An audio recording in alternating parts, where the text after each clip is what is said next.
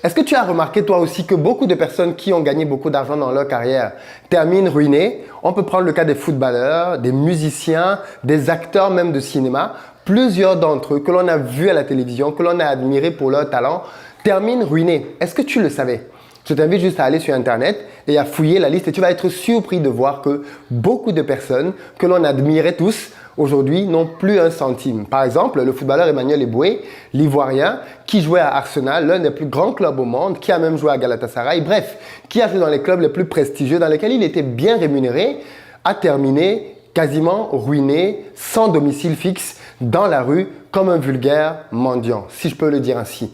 Pourquoi? Qu'est-ce qui fait donc que des personnes qui ont touché autant d'argent dans leur vie terminent pour beaucoup d'entre eux broke, sans argent, à la merci des problèmes qui peuvent leur arriver dans la vie?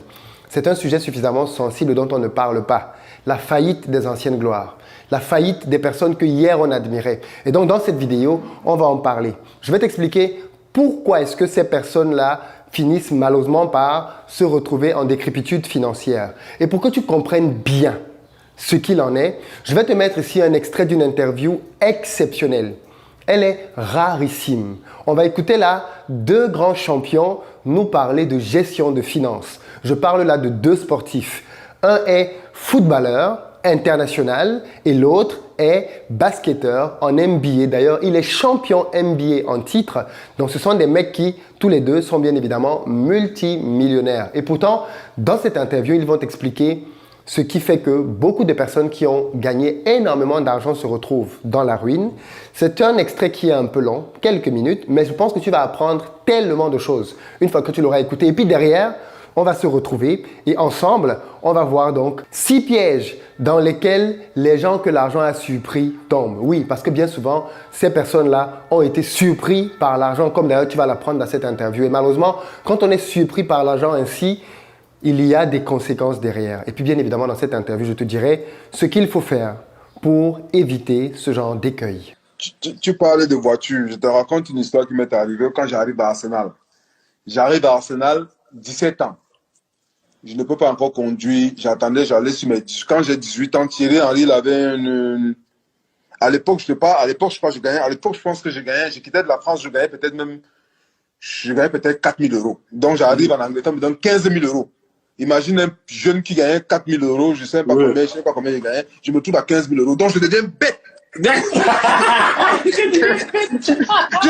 je te vois pas. Je vivais seul. Tu vois que quand tu viens dans un pays, tu es seul.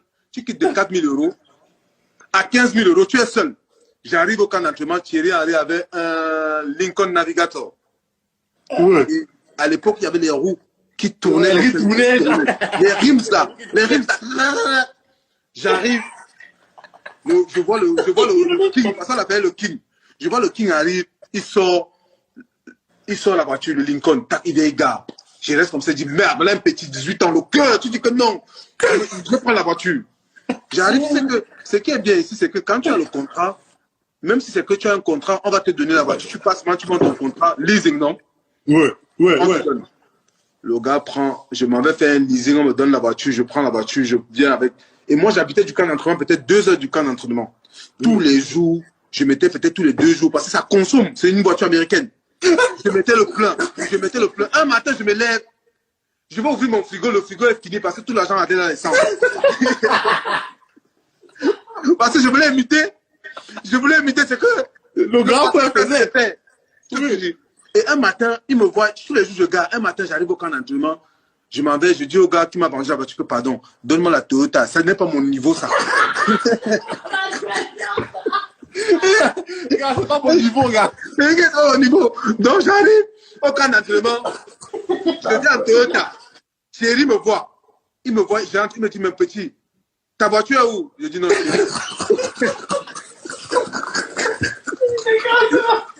c'est pas mon niveau. Il m'a dit que mon petit, ta voiture est où? Je dis non, tu dis pardon, c'est pas mon niveau, laisse-moi, je suis là. Regarde, moi j'arrive à Belgique, tu es ici tranquille. J'allais à la pompe d'essence tous les 2 jours, je mettais le plein, je pleurais. Dès que je finissais mon argent dans l'essence, j'ai dit que je reste comme ça, il dit que mais le grand là, c'est un monsieur. C'est là, monsieur. Il me dit, mais petit, quand j'étais venu acheter ça, je n'ai rien dit. Parce que vous, les petits, quand vous donnez les conseils, vous n'écoutez pas. Vous l'écoutez là. Il fallait que toi-même tu fasses l'erreur d'abord. Voilà. Tu vois, non? C'est pour ça que quand je pense aux petits, je pense aux les petits, ils sont petits. Quand je vois les petits, je dis aux petits que petits. Quand je vous vois, je me fais rire. Parce qu'aujourd'hui, je vois les petits sont là. Champagne, Cécile, les gars sont les... Attends, il y a un truc là, on appelle ça comment le truc le renard. Le renard, les renards. Non, ils vont moi, payer, ce n'est pas mon niveau. Moi, ce n'est pas mon niveau. Moi, je te dis le renard. Voilà. Moi, je ne connais pas le renard. Quand ce n'est pas mon niveau. Donc, moi, quand j'ai dit au gars là que, je laisse comme ça, dit que les petits, tout ça, parce que nous, on est les sportifs. Après 45 ans, moi, je suis souvent que, je disais à ma famille que la vraie vie, c'est à 45 ans. La vraie vie. Tu vois, aujourd'hui, quand tu achètes une Bentley, une Ferrari à 20 ans, tu es inconscient, tu es insouciant. Quand tu vois un homme de 50 ans aller acheter, sortir l'argent, acheter la Ferrari ou une Bentley, ça veut dire que c'est un homme, c'est un monsieur. Un homme, regarde, j'appelle. Oui! À 20 ans, tu es encore là, tu dandines de gauche à droite. Mais, oui, franchement, je te jure. Mais à 50 ans, quand tu arrives, tu sors là-bas, tu sors l'argent à 50 ans, tu achètes une Ferrari, une Bentley, ça veut dire que tu as réussi dans la vie. Ouais. À 20 ans, tu roules à 20 ans avec une Ferrari, tu n'as pas réussi, tu es un pauvre. Ouais. Là, je te promets. Moi, je dis tout le temps que les sportifs, on est les hommes les plus pauvres de la vie. Pourquoi? Parce que on veut souvent vivre souvent un moment de fois, même tu gagnes 10 000, tu dépenses 20 000. Ouais, c'est ça. C'est ça le problème, en fait. Non, parce que les gens ne connaissent pas, on va te voir. Non, je dis que j'ai vécu ça parce que j'ai vu les tirs. Moi, je te dis, je te raconte pas les histoires. J'ai fait 8 ans à Arsenal. 8 ans à Arsenal, et dis-toi bien que je gagnais bien ma vie pendant les 8 ans que j'ai fait. Non, pendant les 8 ans, les 4 dernières années, j'ai commencé à bien gagner ma vie. Tu vois, je veux dire, je gagnais bien ma vie. Les 4 dernières années, parce que les débuts, c'est pas toujours ça, tu vois. Mais les 4 dernières années, non, les 3 dernières années, ça allait déjà, tu vois. Mais pendant ces 3 dernières années, je te jure, je n'avais pas faim, je mangeais bien, j'avais acheté une maison, j'ai pris un crédit pour une maison, tout ça. Je partais en vacances, mais je n'ai jamais économisé 100 000 pounds. 100 000 pounds. J'ai fait 8 ans à Arsenal. Quand je partais d'Arsenal, je n'avais pas 100 000 pounds dans mon compte pour quelqu'un qui gagnait assez d'argent. Ouais. C'est ce que je dis. Parce que je vivais une vie où j'avais pas faim. C'était facile, tu quittais ici, je m'avais au shopping center, je m'achète les habits, je monte, je descends. Mais moi, je ne vois pas. Tu vois ce que je veux dire? Je fais les voyages, je voyage comme ça. C'est quand je suis arrivé à Barcelone que ma vie a changé. Je comprends ce que je dis. J'étais millionnaire, à ce moment, j'étais millionnaire sur le papier, mais j'avais jamais vu le million dans mon compte. Non, je dis, j'avais jamais vu, je dis que j'avais jamais vu le million sur mon compte. J'avais mis 100 000 ou 2 000 dans mon compte. Tu vois ce que je veux dire? Quand je suis arrivé à Arsenal, quand j'ai quitté Arsenal, je suis arrivé à Barcelone. C'est parce que des fois, tu vois, je vois les gens disent que non, pourquoi tu as quitté Arsenal? Pourquoi? Je te jure devant Dieu, si on va regarder en vérité, j'aurais jamais voulu quitter Arsenal parce que j'étais bien. C'était chez moi. Arsenal, même si des fois je m'entraînais pas, je savais que je vais jouer. Ouais, mais ça, c'est la maison. Voilà. Mais à un moment donné, le football, c'est mon travail. Tu comprends? Où tu restes, tu joues, tu gagnes encore en autorité, où tu vas assurer ton avenir. À un moment donné, tu restes comme ça. Je suis resté comme ça. J'ai dit, mais je regarde ma femme à la maison. J'ai dit, ma femme me joue là, elle me dit, est-ce que tu es sûr que tu vas jouer à Barcelone? Est-ce que tu vas aimer? Je dis, c'est pas grave. Et que dès qu'on m'a envoyé le fax, quand j'ai vu le casser 4 fois sur le papier.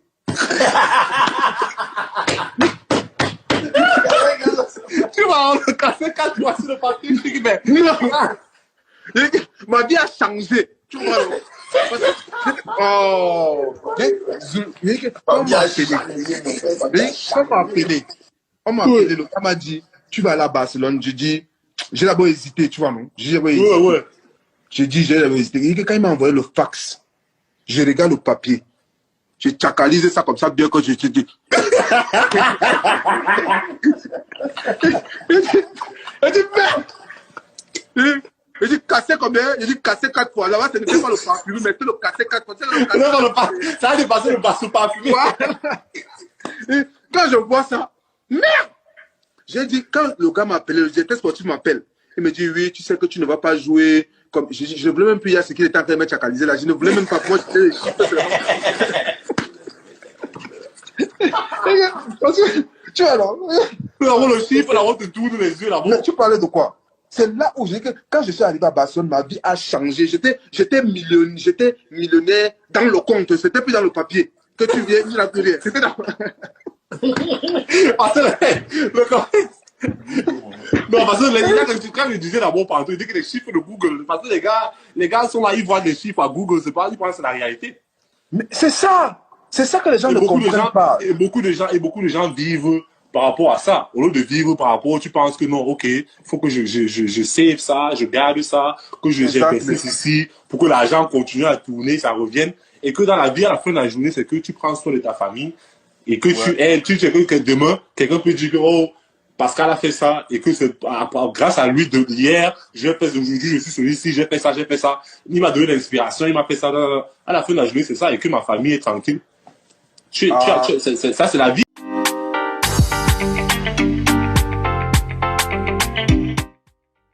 Salut à toi et bienvenue sur ma chaîne, moi c'est Philippe Simo et ici je te parle d'entrepreneuriat et d'investissement parce que je suis convaincu que ce sont les deux piliers sur lesquels la communauté noire doit s'appuyer pour émerger. Donc si toi aussi tu veux faire partie de cette belle aventure, je t'invite à faire deux choses. La première, abonne-toi à cette chaîne parce qu'Investir au pays est de très loin la première chaîne business dédiée à la communauté noire. Et tu retrouveras donc ici les meilleurs conseils pour réussir comme dans cette vidéo, mais aussi je te propose en deuxième lieu un petit cadeau que j'ai créé spécialement pour toi. C'est un quiz sur les finances personnelles. Il s'appelle le révélateur. Il va te permettre de savoir où est-ce que tu en es dans la gestion de ton argent. Est-ce que tu es ou pas une passoire? Et crois-moi, tu risquerais d'être très surpris par les résultats que tu vas découvrir dans ce quiz. Donc, prends le quiz dans la barre de description. Et enfin, pour ceux qui veulent se former avec moi, rendez-vous sur notre site web investiroppays.com. Je pense que tu as écouté comme moi donc cet extrait d'interview hyper riche. Tu peux retrouver l'interview intégrale, bien évidemment. C'est un échange entre ces deux grands champions qui est assez conséquent et dans lequel, pour une fois, les personnes de ce niveau de standing-là osent parler de manière ouverte de leur challenge vis-à-vis de l'argent. On voit souvent ces footballeurs, on voit ces stars à la télé et on pense que comme ils savent pousser un ballon, comme ils savent chanter, comme ils savent jouer le rôle d'acteur, alors ils maîtrisent tous les domaines de leur vie comme ils maîtrisent leur activité professionnelle. Faux, faux, faux.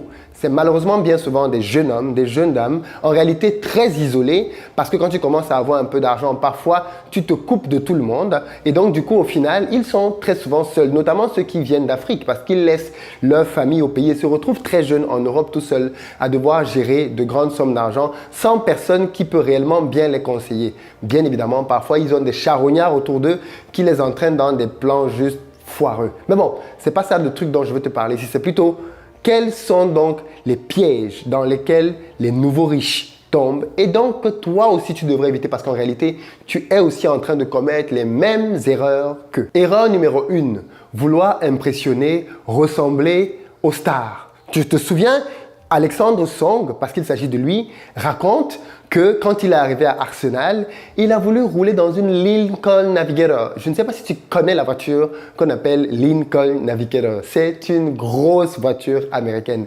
C'est une voiture que je connais assez bien et c'est une voiture qui prend énormément de carburant. Pourquoi est-ce que je connais cette voiture? Pour une raison toute simple en réalité. Mon feu oncle avait une Lincoln Navigator quand il vivait aux États-Unis.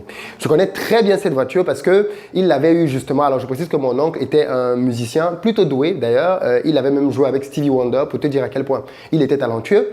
Et il se trouve qu'il s'était acheté une Lincoln Navigator, une voiture qui coûtait donc super cher. Et je sais que c'est une voiture qui est énergivore parce que après son décès, ma mère a rapatrié ses effets au pays. Et donc parmi les effets qu'elle avait rapatriés, elle avait rapatrié la Lincoln Navigator. C'est une voiture qui pompe le carburant comme pas possible. Déjà que les voitures américaines sont juste énergivores en termes de carburant, mais la Navigator est juste pas mal dans le palmarès en réalité. Donc du coup, voilà donc la voiture qu'Alexandre Song décide de prendre. Lui, 18 ans, il veut prendre la même voiture que qui? Le King, Thierry Henry, parce que c'est comme ça qu'on l'appelait dans le club. Et voilà donc le piège dans lequel beaucoup d'entre nous tombent. Tu as envie, toi aujourd'hui à ton niveau, de ressembler à tel. Donc tu veux t'habiller comme tel, tu veux marcher comme tel, tu veux acheter les mêmes chaussures que tel, tu veux acheter les mêmes sacs que tel. Est-ce que vous avez le même niveau de revenu? Est-ce qu'aujourd'hui, tu es vraiment à un moment de ta vie où tu peux te permettre d'entrer dans ce genre de boutique pour faire tes emplettes? Clairement, il faut pouvoir avoir justement l'humilité de reconnaître que ce n'est pas pour moi, du moins pas pour le moment. Et j'aime bien prendre l'exemple sur l'iPhone. Si tu dois te priver de plusieurs mois pour pouvoir acheter un iPhone, c'est peut-être un signe que ce téléphone-là, il n'est pas pour toi. Va prendre un Samsung et il n'y a aucun mal à prendre un Samsung à partir du moment où tu es en cohérence avec tes finances. En tous les cas, le premier piège dans lequel beaucoup d'entre nous tombent quand il s'agit de gérer de l'argent, c'est le piège dans lequel on veut ressembler aux gens. C'est le piège dans lequel on veut impressionner des gens qu'on ne connaît pas, de qui on ne sait pas grand-chose et en réalité qui s'en foutent même pas mal de nous. Mais voilà les gens à qui on veut, voilà les gens que l'on veut impressionner. Erreur fondamentale, bien évidemment, piège dans nos vies qu'il faudrait à tout prix éviter. Donc ça, c'est clairement une catégorie, à mon avis, qui est très, très, très dangereuse. Et ce piège-là, combien d'entre nous tombent dedans? Regarde les réseaux sociaux. Regarde toutes les stars maintenant qu'on a dans les réseaux sociaux. Les gens font la course à l'apparence. Il faut acheter le nouveau gadget, le nouveau make-up, la nouvelle perruque, le nouveau sac, le nouveau jean, le nouveau costume, la nouvelle voiture, la nouvelle maison. Ainsi de suite, ainsi de suite, ainsi de suite. Frénésie, on ne sait plus quand est-ce que l'on va s'arrêter. Et donc, bien évidemment, ceci se fait bien évidemment au détriment de tes finances. Et de fait, tu t'exposes à ne jamais être dans la position de quelqu'un qui va pouvoir s'enrichir. Deuxième erreur qu'a faite Alexandre Song, c'est qu'il a vécu au-dessus de ses moyens. Oh, combien ce piège est fréquent. Et il le dit, c'est le quotidien des footballeurs. On gagne 10 000 euros et on veut vivre avec un niveau de 20 000 euros. On gagne de l'argent et où est-ce qu'ils dépensent leur argent? Regardez bien que beaucoup de footballeurs et même des boxeurs, Mike Tyson, vous vous souvenez, Mike Tyson qui nous faisait nous lever à 4 heures du matin pour regarder ses combats. Le mec a trouvé le moyen de tomber en faillite. Il a trouvé le moyen de tomber en faillite. Mais c'est pas croyable quand même que des gars qui ont gagné autant d'argent se retrouvent dans ce type de position-là. Dennis Rodman, Scottie Pippen, les gars qui ont joué avec Michael Jordan, donc qui avaient le moyen de se faire énormément de sous, se sont retrouvés eux aussi bankrupt. Plus d'argent dans le compte en banque. Pourquoi? Bien souvent, tu regarderas qu'il y a des histoires de maisons derrière. Ils ont acheté des maisons faramineuses à des tarifs hors normes.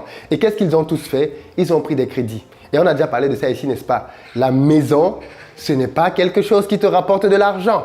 Or, tu vas te rendre compte que dans le milieu des footballeurs, comme c'est un milieu un peu bling-bling, ils font un peu la course à qui a la plus belle maison, la plus belle voiture. Donc, du coup, le petit jeune de 18 ans, 19 ans, 20 ans va se retrouver à claquer son argent pour acheter le gros appartement, acheter la grosse maison à crédit, bien évidemment. C'est-à-dire, il prend un crédit sur 15-20 ans avec un niveau de revenu qu'il a aujourd'hui en pensant que dans 15-20 ans, il va gagner le même type de somme. Or, on sait très bien que très peu sont les footballeurs qui, au fil de leur carrière, gagnent de plus en plus d'argent. En général, ce n'est pas forcément toujours le cas. Ils ont des plateaux de verre auxquels ils stagnent.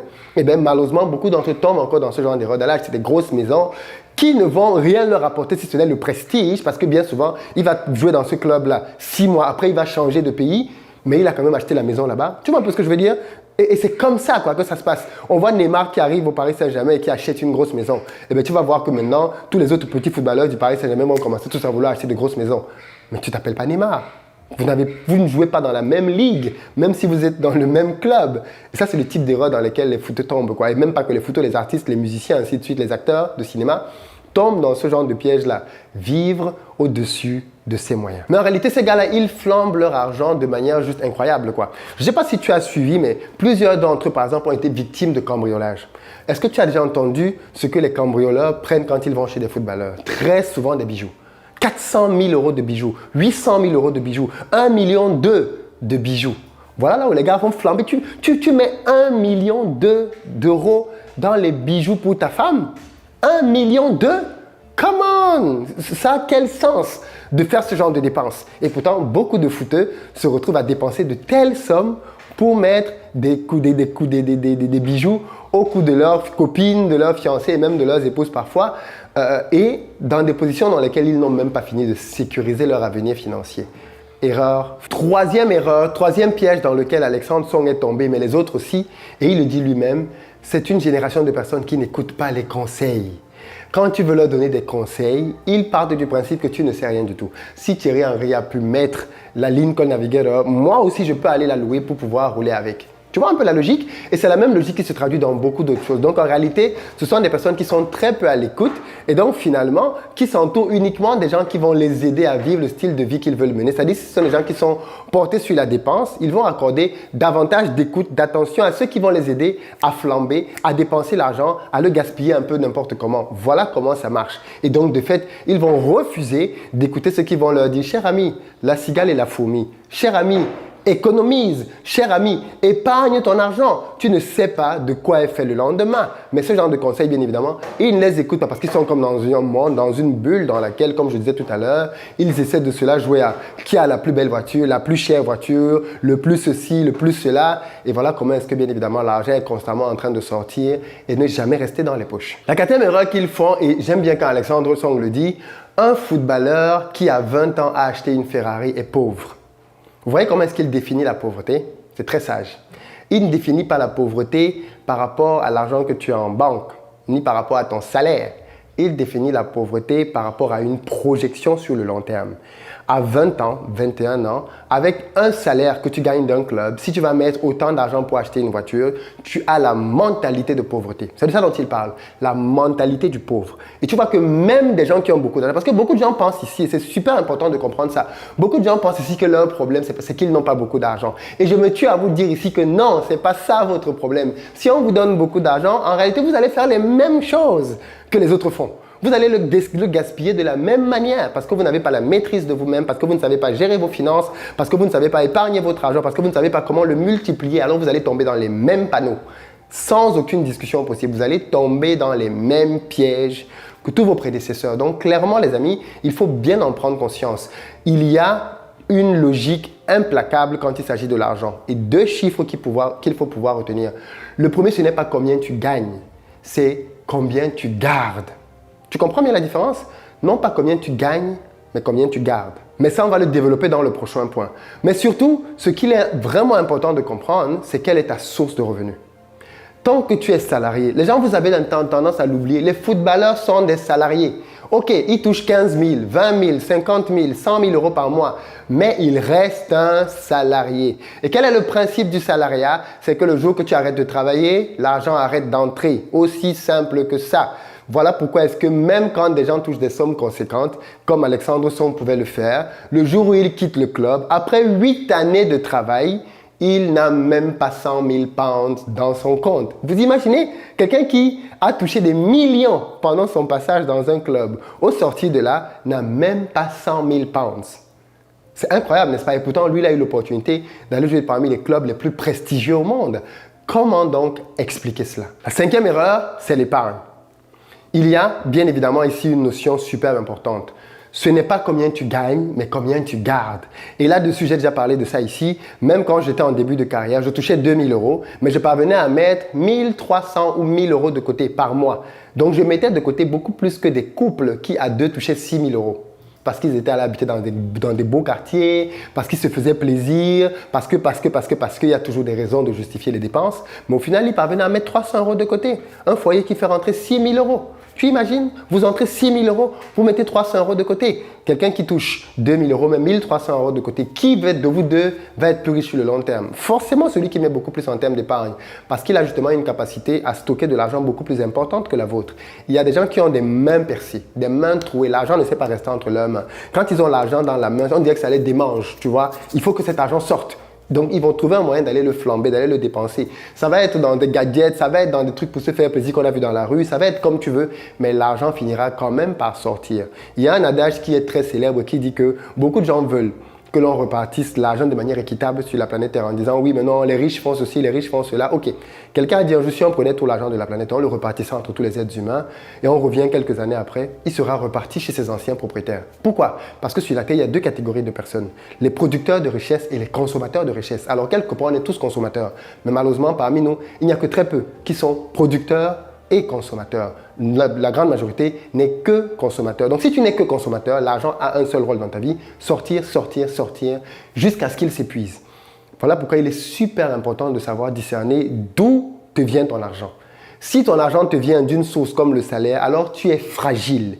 Il faut que tu apprennes à créer d'autres sources de revenus complémentaires pour pouvoir devenir de moins en moins dépendant de la source initiale. Prenez des footballeurs comme Cristiano Ronaldo ou Lionel Messi.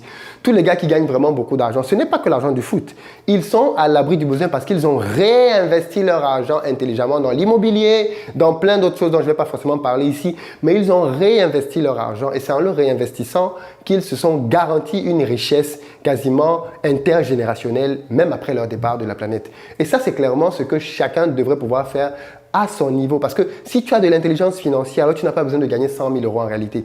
Même avec tes 3 000, 2 000 euros, tu peux déjà commencer à mettre sur pied des stratégies qui vont t'aider à pouvoir t'en sortir. Et je veux vraiment que tu retiennes ça. Tu n'as pas besoin d'être multimillionnaire. Tu as juste besoin d'avoir un bon plan. Un plan d'action qui va t'aider à atteindre tes objectifs. Et si tu n'as pas de plan aujourd'hui et que tu as vraiment envie de changer ça, dans la barre de description, tu trouveras le lien vers la formation que j'ai créée à cet effet-là. C'est une formation superbe intéressante dans laquelle justement je réponds à cette problématique-là. Comment faire quand on a peu de revenus ou même des revenus et que l'on veut se mettre à l'abri du besoin? Quel est le plan financier que l'on doit faire pour sa vie? Je réponds à cette question-là dans cette vidéo-là. Donc clairement, dans la barre de description, tu as un lien qui peut vraiment te permettre de désormais te mettre à l'abri de ce genre de situation cocasse. C'est juste incroyable, non? Que des gens qui ont touché autant d'argent finissent par se retrouver sans rien. À la rue pour certains malheureusement, du moins dans un grand besoin financier. Et la sixième erreur donc, qui découle de ce que je viens de te dire, c'est qu'en réalité, ce sont des gens qui ne savent pas gérer de l'argent. Même aujourd'hui, tu peux prendre plusieurs d'entre eux. Je le dis ici, j'ai plusieurs personnes qui sont footballeurs avec qui je travaille. Je ne vais pas donner leur nom, ça n'a aucun sens. Il y a forcément un secret, une confidentialité à avoir par rapport à ça. Mais le conseil, il est le même. Même quand je discute avec eux, je me rends bien compte que ce sont des gens qui ont de l'argent dans leur compte en banque, alors qui ont déjà flambé une bonne partie, mais qui ont de l'argent en banque aujourd'hui, qui commencent à se rendre compte que, en fait, ma carrière n'est pas éternelle en fait. Il faut que je puisse commencer à sécuriser mon argent. Et donc, clairement, maintenant, ils prennent conscience du fait que même si j'ai pu épargner, l'épargne ne fait pas tout. L'épargne n'enrichit pas. L'épargne ne multiplie pas l'argent. L'épargne, c'est le b.a.-ba de la gestion des finances. Quand l'argent entre, je stocke une partie, l'autre, je la dépense. Mais qu'est-ce que je fais donc de la partie que j'ai stockée? Comment est-ce que je fais pour qu'elle se multiplie? Là vient l'intelligence financière. Et là, bien évidemment, beaucoup de personnes bloquent. Et beaucoup de nos footeux aussi bloquent. Il faut bien juste partir du principe que ces mecs sont footballeurs, artistes et cinéastes. Ce n'est pas des gestionnaires de films, ce n'est pas des gestionnaires de patrimoine, quoi. Ce n'est pas leur boulot. Ils sont obligés d'être aveugles et de confier leur argent à des agences ou à des personnes qu'ils ne connaissent même pas en leur faisant parfois aveuglément confiance. Et on sait tous ce que ce type de confiance aveugle a produit chez certains dans le monde. Donc aujourd'hui, clairement, les amis, les footballeurs que l'on envie, malheureusement demain, on est les premiers, pour certains en tout cas, à se moquer de quand on apprend le type d'erreur financière qu'ils ont faites. Mais ce type d'erreur-là, sans avoir besoin d'être footballeur, on fait les mêmes. Donc, clairement, toi qui n'as peut-être pas le salaire d'un footballeur, si tu regardes ta logique de gestion financière, il y a des chances que tu fasses les mêmes erreurs. Quel est ton plan d'enrichissement? Est-ce que tu as un plan d'enrichissement? Si la réponse est non, tu n'es pas très différent d'eux. Tu ne te rends peut-être juste pas encore compte de la grandeur de ton abîme parce que, voilà, tu vis au jour le jour, mais crois-moi, très tôt, ça va te rattraper. Et là, tu vas le sentir vraiment, vraiment très mal. Donc, les amis, pensez à vous, pensez à vos familles, pensez à votre avenir, pensez à trouver des plans pour pouvoir financer votre vie, pour pouvoir financer vos projets, pour pouvoir financer votre avenir, financer votre retraite, financer les études de vos enfants. Tout ceci doit pouvoir faire partie d'un plan que vous devez mettre en œuvre dans votre vie et désormais travailler chaque jour à l'exécuter. Donc, si vous avez un peu de budget, si vous êtes footballeur, si vous êtes dans une position dans laquelle vous avez de l'argent aujourd'hui et vous ne savez pas quoi en faire, ne le laissez pas dans un compte en banque. Écrivez-nous à contact@investiraupays.com et soumettez-nous votre situation et on sera là pour vous accompagner, pour vous aider à utiliser votre argent intelligemment et à le multiplier bien évidemment pour vous mettre à l'abri. Nous sommes une entreprise sérieuse pour ceux qui découvriraient peut-être au travers de cette vidéo et nous croyons vraiment, vraiment au potentiel du continent africain. Les marges que vous pouvez vous faire là-bas et les rentabilités que vous y avez sont sans commune mesure avec ce qu'on peut vous proposer en Occident. Si vous avez des doutes, écrivez-nous en inbox et on pourra échanger avec vous là-dessus. Merci beaucoup pour le reste. Partagez la vidéo. Je pense qu'il faudrait qu'elle soit écoutée par un maximum de personnes. Si tu connais des gens dans ton domaine qui sont dans le sport, fais-leur écouter ceci ou même simplement des gens que tu aimes en réalité et que tu veux voir mieux gérer leur argent. Toi-même, bien évidemment, avant de partager, assure-toi que tu appliques ce qui est écrit là-dedans. Et puis dis-moi surtout dans les commentaires, comment est-ce que tu analyses cette situation par rapport aux sportifs, aux acteurs et à tout ce monde-là? Comment expliques-tu à ton niveau que de telles personnes qui ont eu autant d'argent se retrouvent dans la galère? Comment est-ce que tu l'expliques? Est-ce que tu as d'autres points que ceux que j'ai cités? Est-ce que tu veux les compléter? On en parle dans les commentaires et puis je te dis à très bientôt.